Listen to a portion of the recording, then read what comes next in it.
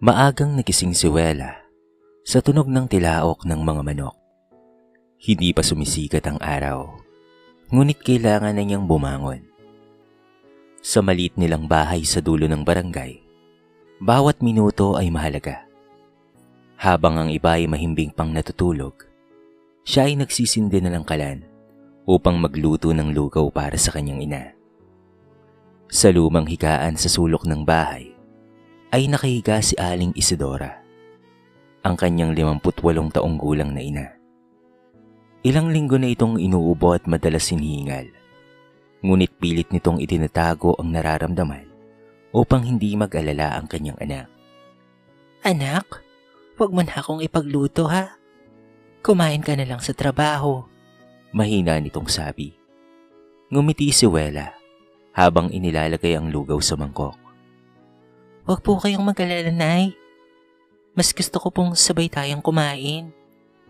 Napangiti si Aling Isadora, ngunit halatang pilit lamang ito. Alam niyang hirap na ang anak na pagkasyahin ng maliit nitong kinikita.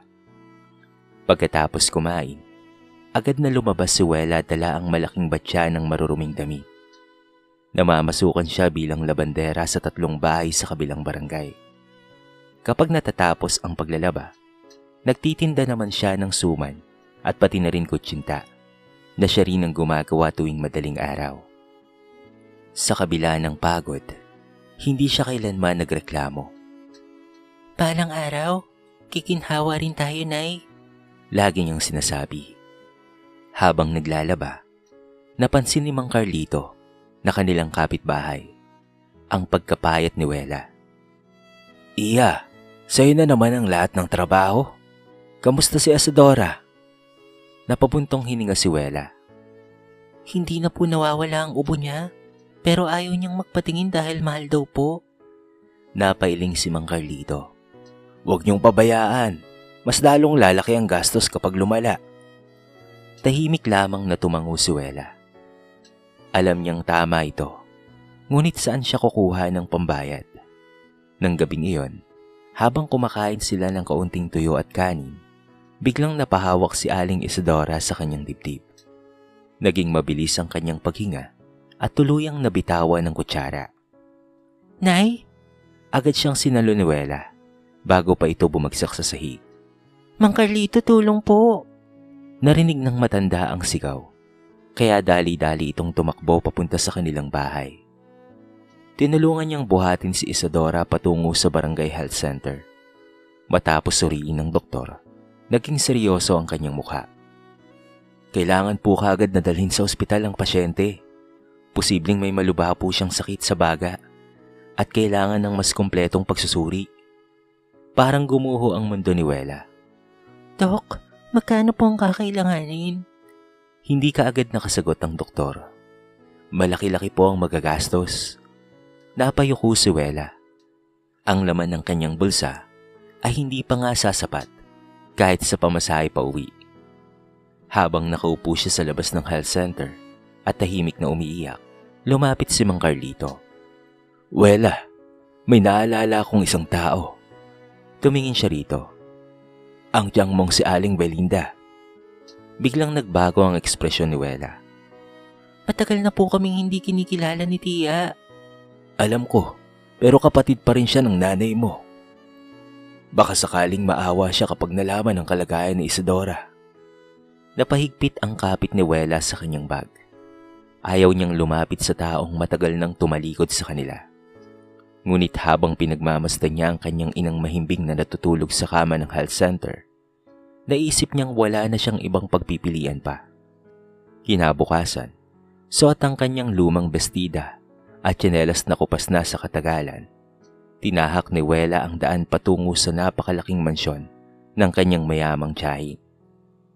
Hindi niya alam na ang pagkatok na iyon ang magbabago sa kanyang buhay magpakailanman. Huminto si Wela sa harap ng napakalaking bakal na gate ng mansyon ni Doña Belinda. Napalunok siya habang pinagmamasdan ng malawak na bakuran na puno ng mamahaling sasakyan at makukulay na bulaklak. Tila ibang mundo ang nasa loob ng bakod. Malayo sa buhay na nakasanayan niya. Huminga siya ng malalim bago pinindot ang doorbell. Ilang sandali pa'y lumabas ang isang kasambahay. Oh, sino ka? Magandang umaga po. Maaari ko po bang makausap si Doña Belinda? Pamangkin niya po ako. Sinuri siya ng kasambahay mula ulo hanggang paa. Baka sa mukha nito ang pagdududa. Ngunit pinapasok pa rin siya sa bakuran. Sa loob ng mansyon ay tila mas lalo siyang nanliit. Kumikinang ang marmol na sahig, mamahali ng mga kasangkapan, at malamig ang simoy ng aircon. Nanginginig ang kanyang mga kamay habang hinihintay ang tiyahing. Maya-maya pa'y bumaba sa hagdan si Doña Belinda. Suot ang mamahaling bestida at alahas. Hawak nito ang tasa ng kape at halatang bagong gising lang. Pagkakita kay Wela, ay agad nitong kunot noong tinanong. Ikaw, bakit nandito ka? Chang, Mahina niyang sambit. pasensya na po. Kung bigla po akong pumunta rito, may sakit po kasi si nanay. Natawa ng bahagya si Doña Belinda. At anong gusto mong gawin ko? Napayuko si Wela. Kailangan po siyang magpa-ospital. Wala na po kaming perang pambayad. Saan na po? Kahit makahiram lang po kami muna sa'yo. Hindi pa man niya natatapos ang sasabihin, ay mabilis siyang pinutol ng tiyahin. Akala ko ba'y kaya niyong mabuhay nang walang tulong? Napatahimik si Wela. Hindi po ganun, Chang. Alam mo ba kung bakit naghihirap ang nanay mo? Dahil matigas ang ulo niya. Pinili niyang mabuhay sa kahirapan kaysa sumunod sa payo ko noon. Chang, hindi po ako nakikipagtalo. Nagmamakaawa lang po ako sa inyo. Ngunit lalo lamang tumalim ang tingin ni Doña Belinda. At bakit ako ang lalapitan mo? Dahil may pera ako?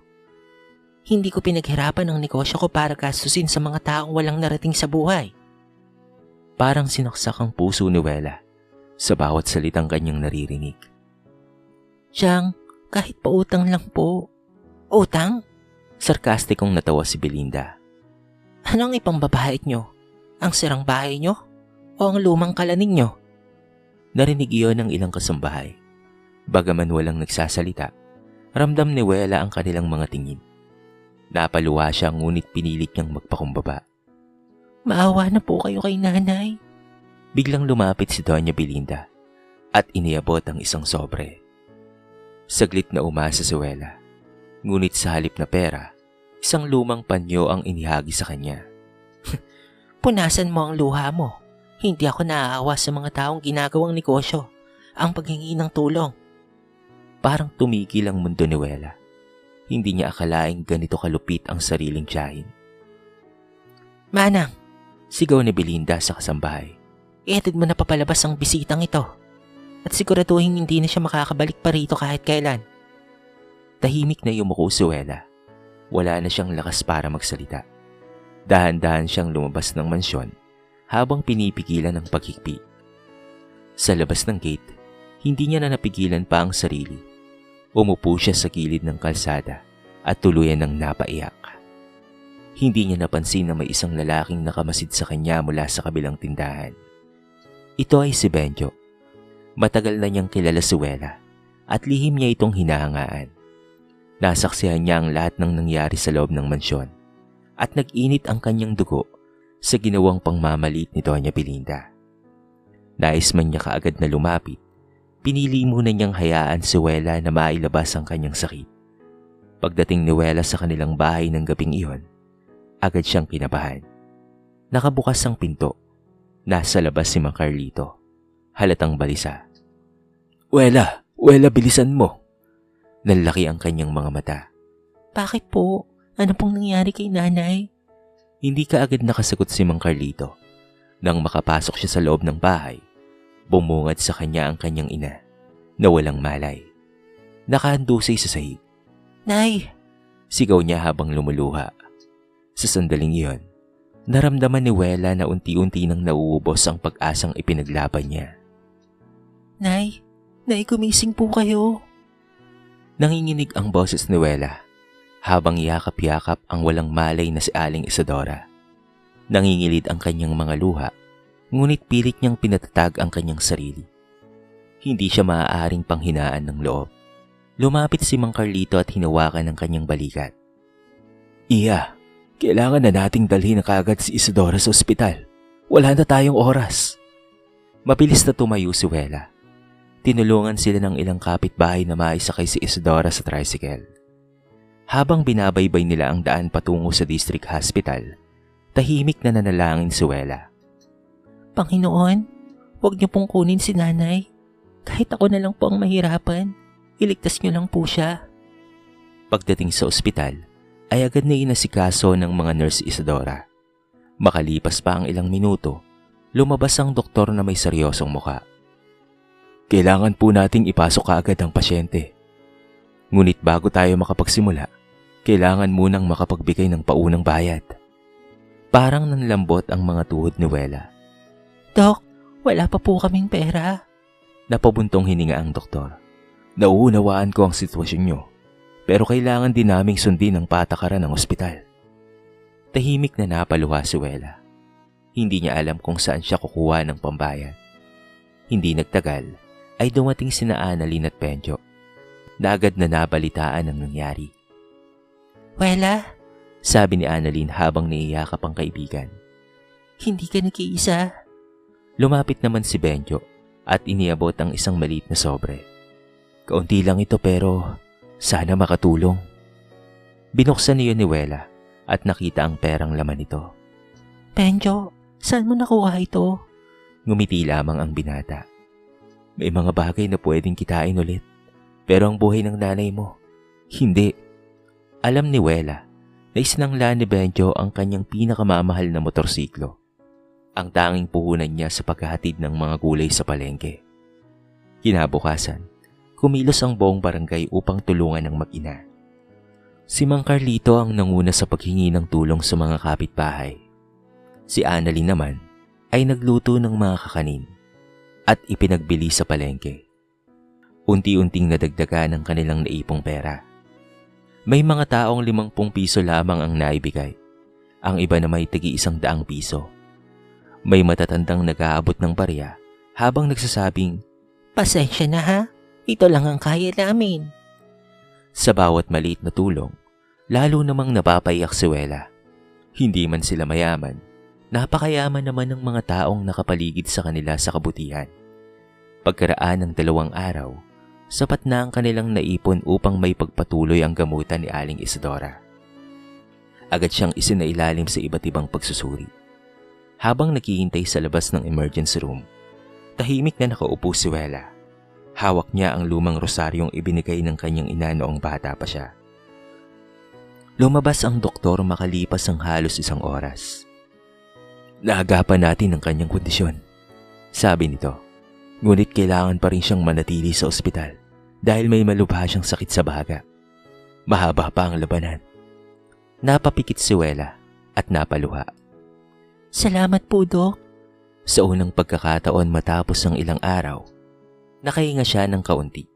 Ngunit hindi pa tapos ang kanilang pagsubok. Pagsapit ng hating gabi, biglang tumunog ang mga makina sa silid ni Isidora. Nagmamadaling nagsipasok ang mga nurse at doktor. Code Blue, bilisan nyo! Nataranta si Wela. Ano pong nangyayari sa nanay ko? Pinigilan siya ng isang nurse na pumasok. Ma'am, ginagawa na po namin ang lahat. Maghintay po muna kayo. Napasandal si Wela sa dingding habang tuloy-tuloy ang kanyang pagluha. Muli niyang naramdaman ang takot na baka ito na ang huling gabi na makakasama niya ang kanyang ina. Habang nakasara ang pinto ng emergency room at abalang-abala ang mga doktor sa loob, mahigpit na magkahawak kamay sina Benjo, Annalyn at Mang Carlito sa tabi ni Wela. Umaasang maririnig nila ang pinakamagandang balita. Ngunit ang tanong na bumabagabag sa kanilang lahat ay iisa lamang. Malalampasan pa kaya ni Aling Isidora ang pinakamabigat na pagsubok sa kanyang buhay? 3 oras na ang lumipas mula nang isugod si Aling Isidora sa emergency room. Pakiramdam ni Wela, bawat segundo ay isang napakahabang paghintay. Hindi siya mapakali habang paulit-ulit na nagdarasal. Hawak ang rosaryong ibinigay ng kanyang ina noong siya'y bata pa. Kasama niya sa labas sina Mang Carlito, Benjo at Annalyn. Walang gustong magsalita. Tanging tiktak ng ulan sa bubong ng ospital at ang tunog ng mga monitor sa loob ng silid ang maririnig. Makalipas ang ilang sandali, bumukas ang pinto. Lumabas ang doktor na may bahagyang ngiti sa kanyang labi. Stable na po ang pasyente. Naging kritikal ang kanyang kondisyon kanina, pero mabuti na lamang at naagapan namin. Parang nabunutan ng napakalaking tinik sa dibdib si Wela. Maraming salamat po, Dok. Umiiyak niyang sabi. Pero kailangan pa rin siyang bantayan. Mahina pa ang kanyang katawan. Makalipas ang ilang oras, ay pinayagan na si Wela na makita ang kanyang ina. Mahina ngunit nakangiti si Aling Isadora nang makita ang anak. Anak? Agad na hinawakan ni Wela ang kanyang kamay. Nay, huwag niyo po akong iiwan. Pinisil ni Isadora ang kamay ng anak. Hindi, anak. May kailangan pa akong sabihin sa'yo. Napakunot noo si Wela. Ano po yun, Nay? Napabuntong hininga si Isadora bago nagsimulang magsalita. Ang tiyahin mo si Belinda. Hindi siya ipinanganak na mayaman. Tahimik na nakinig si Wela. Noong kabataan namin, pareho lang kaming mahirap. Nangarap siyang makapag-aral, pero walang perang may pambayad sina lolo at lola mo. Napatingin si Wela sa kanyang ina. Kaya po pala, ang una kong trabaho bilang mananahi, halos lahat ng kinikita ko ay binibigay ko sa kanya para makapag-aral siya. Hindi makapaniwala si Wela. Kayo po ang nagpaaral kay Chang? Tumango si Isadora. Oo, ilang taon akong nagsakripisyo. Hindi ako bumili ng bagong damit. Hindi ako nag-asawa kaagad. Ginawa ko ang lahat para matulungan siyang matupad ang mga pangarap niya. Napaluwa si Wela. Pero bakit niya po tayo tinatakwil? Napapikit si Isadora. Nang yumaman siya, nahihiya na siyang aminin kapatid niya ako. Pakiramdam niya, sisira tayo sa kanyang pangalan.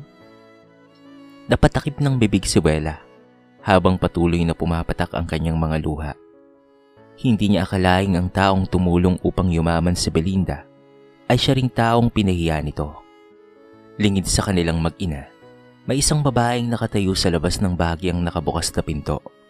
Ito ay si Aling Nena, dating kapitbahay nila at matalik na kaibigan ng magkapatid noong kabataan. Narinig niya ang buong pag-uusap. Paglabas niya ng ospital, ay hindi na siya nanahimik. Kinabukasan habang namimili sa palengke, ikinuwento niya ang tunay na nangyari sa ilang dating kakilala ng pamilya. Mabilis na kumalat ang balita sa buong bayan. Si Isadora pala ang nagpaaral kay Belinda. Grabe no, pagkatapos niyang yumaman, itinakwil pa niya ang sarili niyang kapatid. Napakasama naman ang ginawa niya. Hindi nagtagal, umabot ang usap-usapan sa mga kaibigan at kasosyo ni Belinda sa negosyo. Isa-isang nagtanong ang mga ito patungkol sa katotohanan. Sa unang pagkakataon sa loob ng maraming taon, nakaramdam si Doña Belinda ng matinding hiya. Habang mag-isa siyang nakaupo sa kanyang napakalaking sala, paulit-ulit na bumabalik sa kanyang isipan ang mukha ni Wela na lumuluhang nagmamakaawa sa harapan niya. Unti-unti siyang kinain ng kanyang konsensya. Hindi siya nakatulog ng gabing iyon. Kinabukasan, maaga siyang umalis ng bahay dala ang isang malaking sobre at isang supot ng mga prutas. Tahimik siyang sumakay sa kanyang sasakyan at nagtungo sa ospital. Pagdating niya sa silid ni Aling Isadora, huminto siya sa labas ng pinto. Huminga muna siya ng malalim bago marahang kumatok.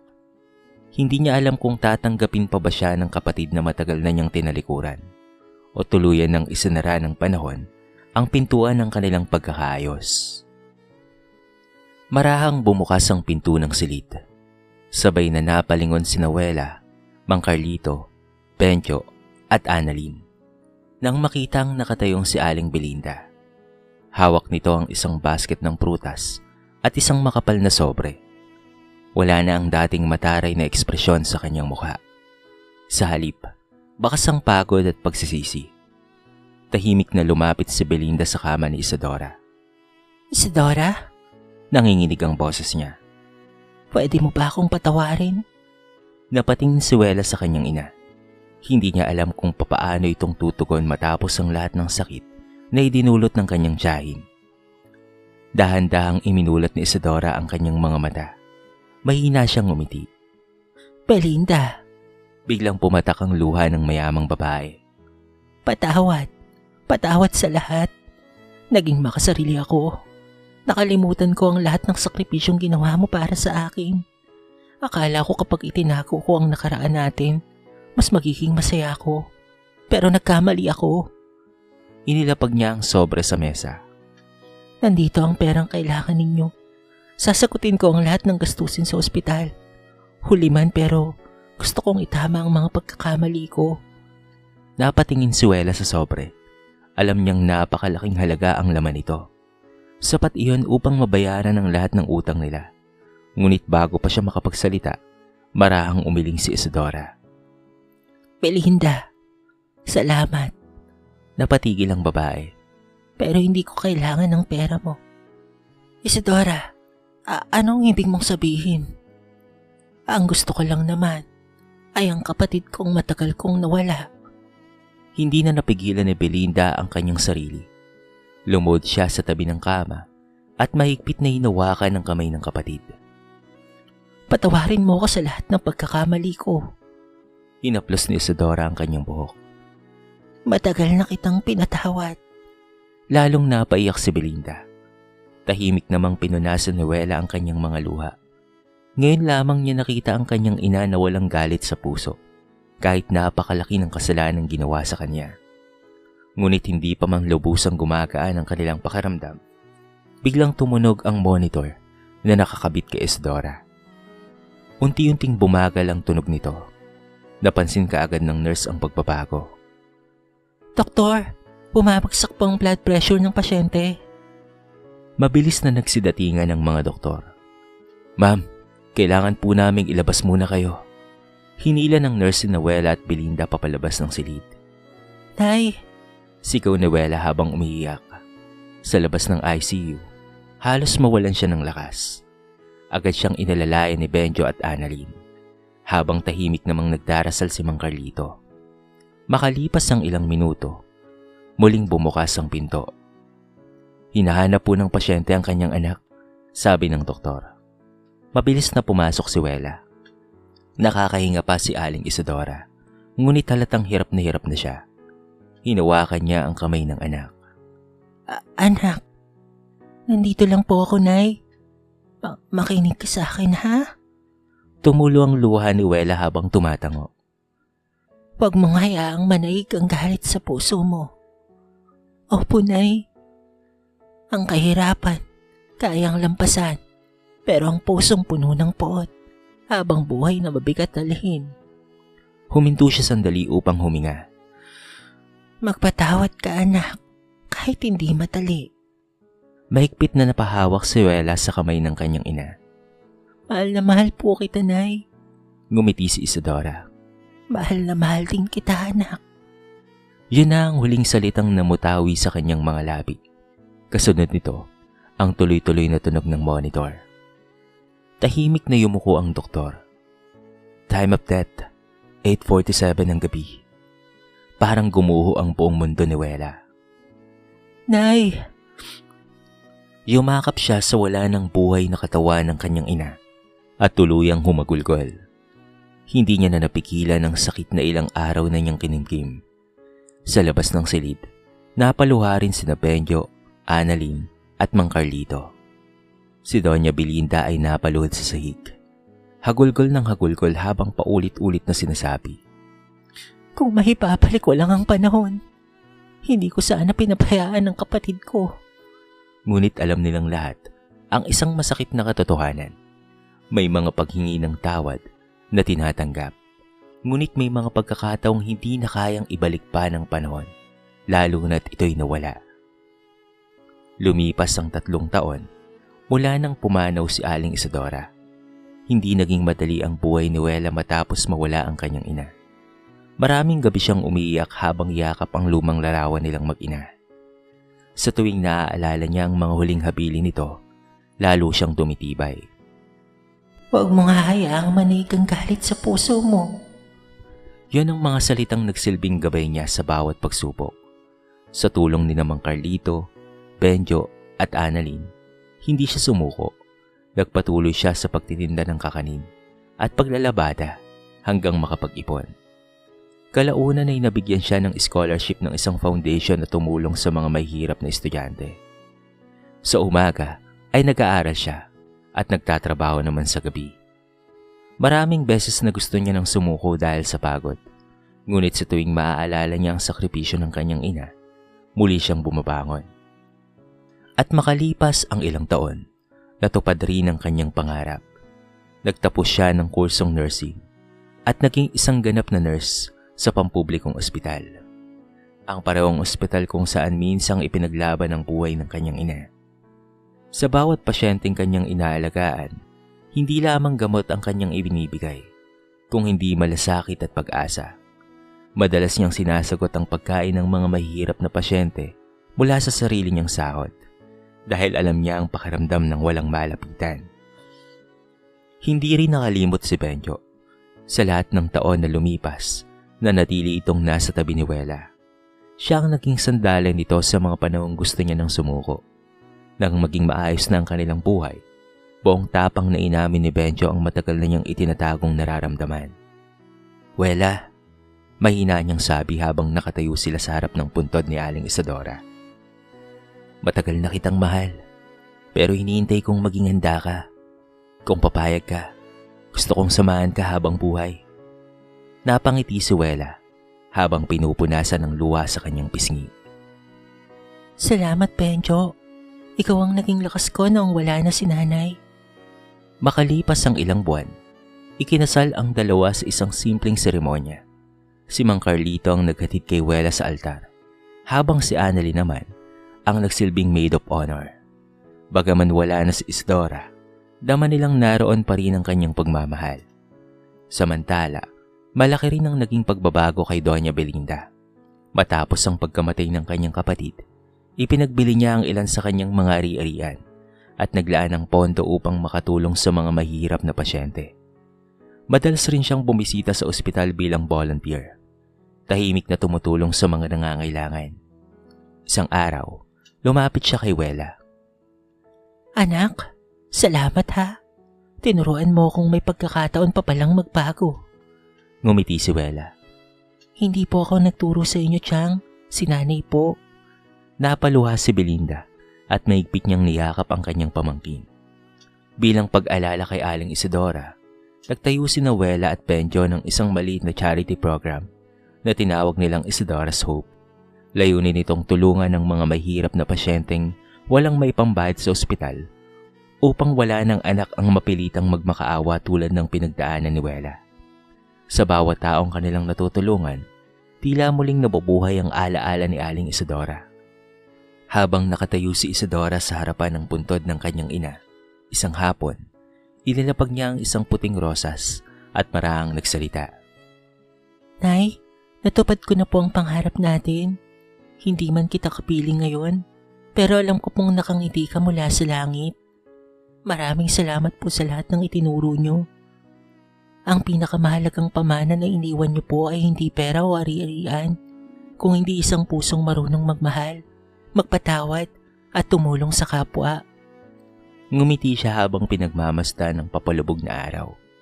Doon niya lubos na naunawaan na ang tunay na yaman ay hindi nasusukat sa laki ng bahay o kapal ng pitaka. Ito ay makikita sa pusong marunong magsakripisyo, magpatawad at magmahal ng walang hinihintay na kapalit. 5 taon ang lumipas.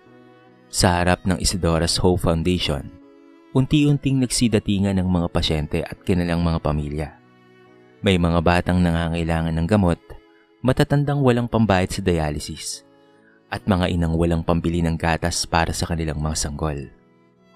Isa-isa silang sinalubong ni Wela na may mainit ng ngiti. Huwag po kayong mag-alala. Gagawin namin ang lahat para matulungan po kayo. Sa kanyang tabi ay naroon si Benjo, na ngayon ay namamahala sa mga outreach program ng foundation.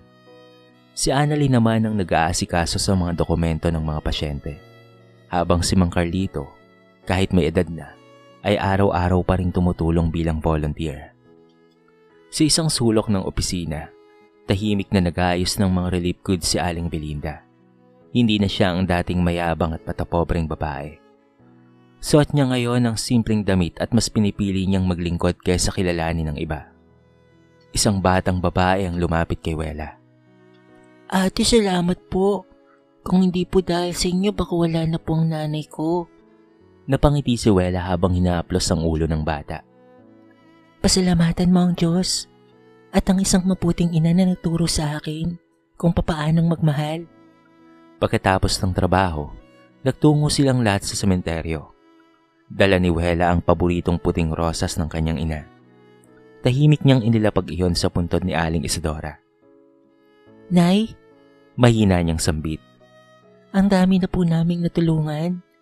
Tuwing may isang pamilyang nagkakaroon ng pag-asa, pakiramdam ko, kasama pa rin po namin kayo. Napaluwa si Doña Belinda. Lagi kong pagsisisihan ng mga taong sinayang ko. Pero salamat ate ha, dahil kahit nasaktan kita, pinili mo pa rin magpatawad. Marahang ngumiti si Wela. Maya-maya ay natahimik silang lahat habang pinagmamasdan ang puntod ni Isidora. Biglang umihip ang malamig na hangin. Napatingala si Wela sa langit at napangiti. Sa kanyang puso, alam niyang hindi man naging madali ang kanilang pinagdaanan, naging makabuluhan naman ang bawat luha, bawat sakripisyo, at bawat sugat na kanilang naranasan. Dahil kung hindi siya dumaan sa matinding pagsubok, hindi niya matututunang maging ilaw sa buhay ng iba. At sa bawat taong natutulungan ng Isidora's Hope Foundation, patuloy na nabubuhay ang alaala ng isang inang buong pusong nagsakripisyo para sa kanyang anak. Dahil ang tunay na pagmamahal ng isang ina ay hindi kailanman namamatay. Ito ay nananatiling gabay, inspirasyon, at liwanag sa puso ng mga naiwan. Sa kwentong ito ay marami tayong mapupulot na aral. Ang kahirapan ay hindi hadlang upang maging mabuting tao. At ang tunay na yaman ay hindi nasusukat sa dami ng pera o ari-arian, kung hindi sa kabutihan ng puso. Ipinapakita ni Aling Isidora na ang tunay na pagmamahal ng isang ina ay walang kapalit. Handa siyang magsakripisyo para sa kapakanan ng kanyang anak. Itinuturo rin ang kwento na ang pagmamalaki at pagiging matapobre ay walang maidudulot na tunay na kaligayahan. Tulad ni Aling Belinda, dumating ang panahon na napagtanto niyang walang halaga ang kayamanan kung nawawala naman ang pagmamahal at respeto ng pamilya. Sa pamamagitan naman ni Wela, napatunayan na ang kabutihan, pagsisikap at pananampalataya ay may magandang bunga sa kabila ng lahat ng hirap at pangmamaliit na kanyang naranasan. Pinili pa rin niyang magpatawad at tumulong sa kapwa. Sa uli, ang kwentong ito ay nagpapaalala na ang tunay na yaman ay ang pusong marunong magmahal, magpatawad at magsakripisyo para sa iba, sapagkat ang kabutihang itinatanim natin ngayon ay siyang aanihin natin sa tamang panahon. Dito na po nagtatapos ang maiksing kwento sa araw na ito. Sana po ay nagustuhan nyo at sana po ay kinapulutan nyo ng maraming aral. Kayo mga kabarangay, anong masasabi nyo sa ating kwento? I-comment nyo naman po sa baba ang inyong mga reaksyon at babasahin natin ang lahat ng yan. I-comment nyo na rin kung taga saan kayo para naman malaman ko kung hanggang saan nakaabot ang video na ito. Paki-like and share na rin po ang ating kwento para mapakinggan rin ng iba. At kung bago ka pa lamang sa ating channel, baka naman pwedeng pakihit ang subscribe button at bell notification button para palagi kang updated sa mga bago nating upload na katulad nito. So paano mga kabarangay? Hanggang sa muli. Thank you so much and peace out.